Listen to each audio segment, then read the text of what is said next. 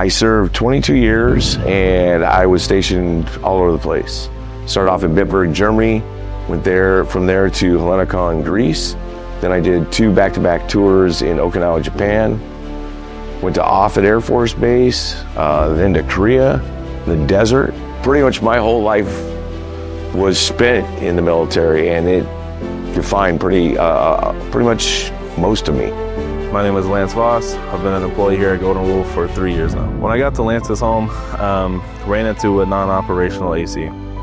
His condenser fan motor outside was seized up, causing him to have a very uncomfortable home. I'm retired and disabled, and I lived on a very tight budget. I mean, I'm not struggling, but it's tight. And I had a few dollars set away for emergencies, and I thought I could just get by with replacing the motor. And when they started telling me about all the stuff that actually needed to be done, I was at a loss. I didn't know what I was gonna do. What made Lance a perfect candidate for Golden Rule Gives Back is just his situation, his story.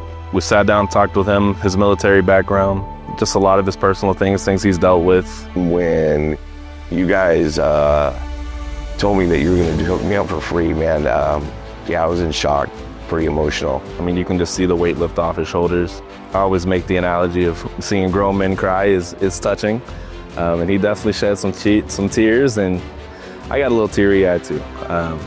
But it's warming. It's warming to know that we were able to help him out and not set him back in any way, especially with someone trying to better their situation. I've been without an AC for the last 3 days, and I'm gonna tell you, I haven't slept well. This is going to change my environment. I'm gonna be comfortable. It means everything to me to be able to help someone out that really needs some help. And I'm just fortunate that Golden Rule gives me the platform to help people out in that way. I don't want to be the guy to set someone back or, be a stress adder in that situation.